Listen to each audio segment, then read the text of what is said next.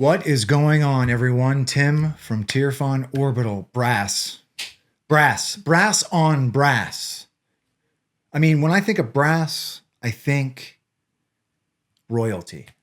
I think lightsaber royalty, especially polished brass.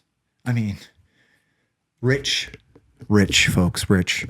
I am going to talk about, a personal hilt, personal to me. Again, I have been talking a lot about personal hilts lately, and I'm very, very fortunate for that. Actually, I'm very, very grateful that I have so many friends in this community that I have a chance and an opportunity to talk about hilts that were done and made and etched for me by friends, right? So this hilt was etched for me by the very, very talented Cole Weathers. This is a brass flagship. Cole etched this for me with an absolutely amazing etch pattern.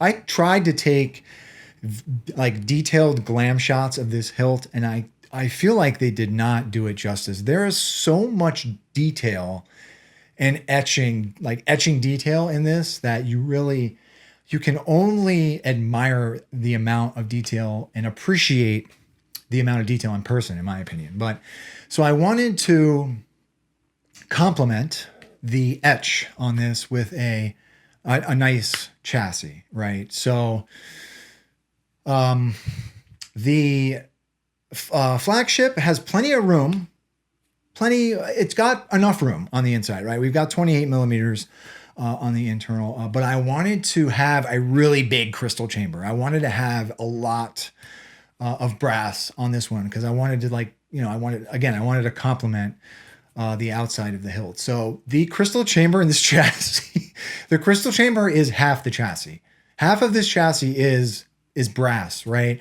I also wanted to make sure that I was able to fit a 28 millimeter speaker in this. So with flagships, if you choose to do a 28 millimeter speaker, you have to stop your chassis like right here, right? Otherwise, if you choose to step down into this area, into this pommel, you have to go down to a 24 millimeter speaker. So that also cut down my amount of real estate by almost a third, right?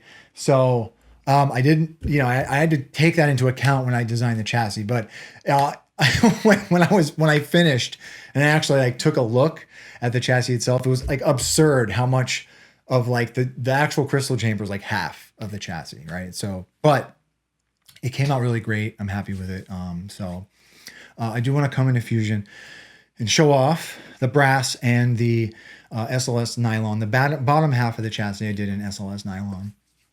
And then obviously we'll come up top and talk a little bit about it, and then we'll do a demo, right? So let's come into Fusion.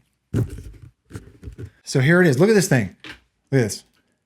Wait, let me right side up here. This is so this crystal chamber is almost, it is. I think it's half of the chassis. So let's start up here with the crystal chamber. It's tall. I wanted to get a big crystal in here. I wanted to get a relative amount of detail, right? I didn't get too crazy. So we've got a lot of fins in here. I got a lot of probes.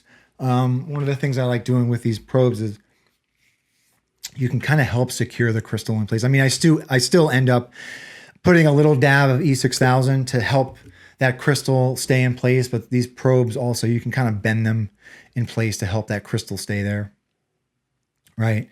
But yeah, that's it. Just like some fake hex screws here.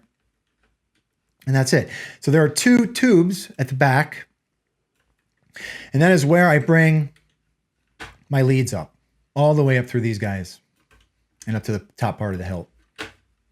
And that's it. Not too sophisticated, right? Just two hollow tubes. But that's it. Bottom part of the chassis, very, very simple, very, very tight.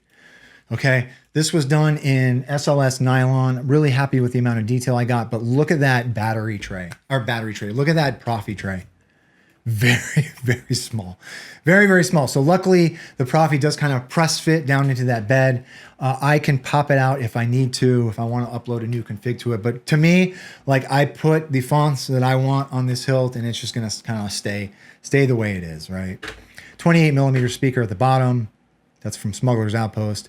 And that's it, right? So when I wire everything up, Like full disclosure, I just epoxy this whole thing together, and I'm fine with that. This is my personal hilt.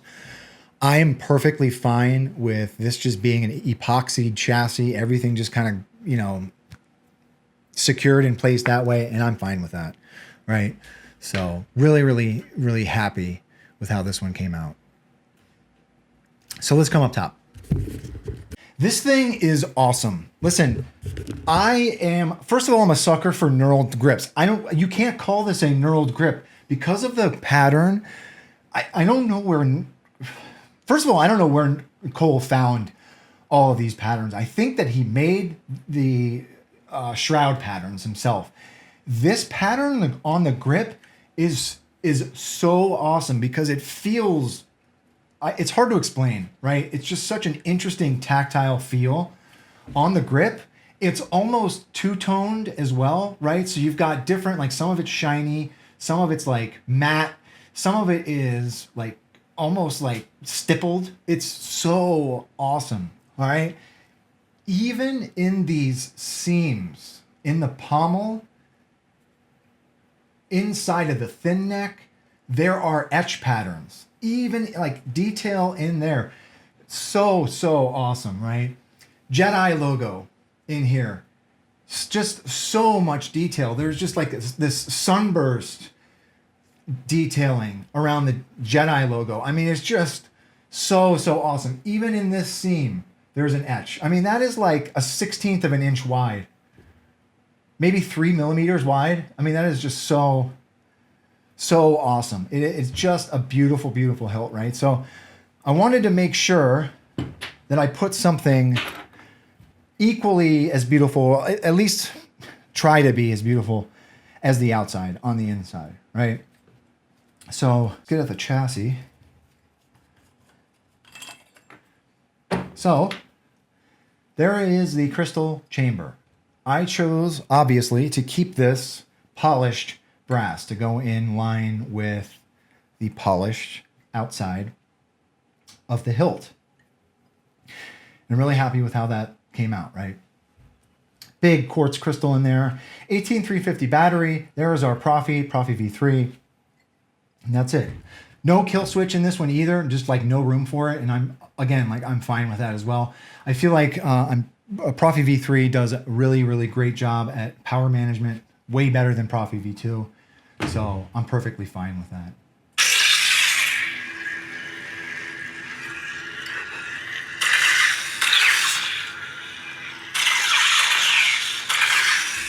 So I added a brass momentary switch, obviously.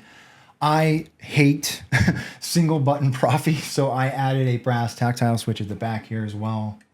And that's it. All right? See what I keep going here. Alliance. K-Sith fonts on here. Alliance and Dissonance. I think those are his two new fonts.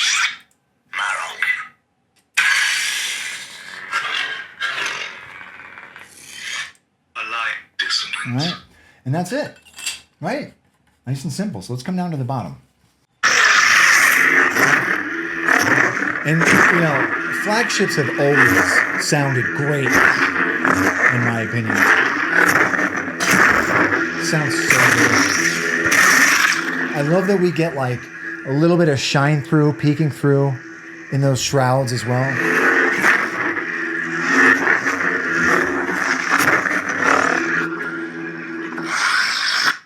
Alliance.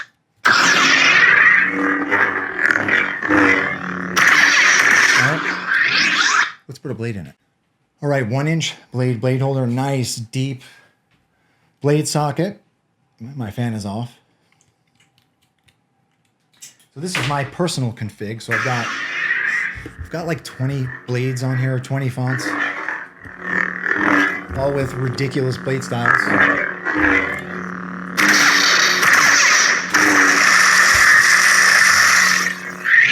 What else we put on here? Death to Jedi. Which one was that one? What is this? Oh, okay. Death to Jedi. Legion. The might of the final. Death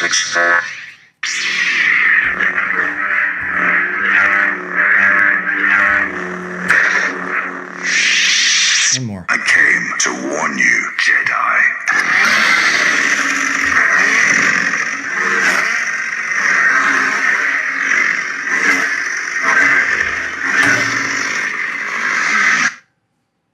All right, one more.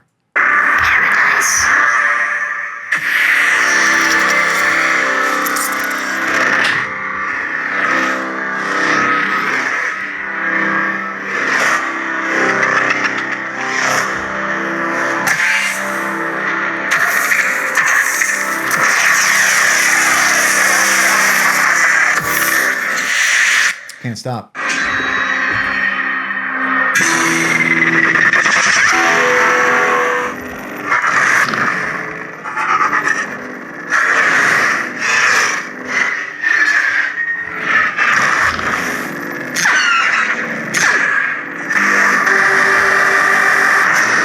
right.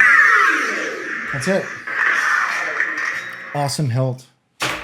I'm very, very grateful to have such amazing, talented friends in my life. So yeah, just an awesome, awesome etch by Cole Weathers. So yeah, really wanted to put something very special on the inside of this one. So anyhow, thank you for watching, everyone. If anyone has any questions about this particular build, please do not be a stranger. And with that being said, may the force be with you always. Have a good one, everybody.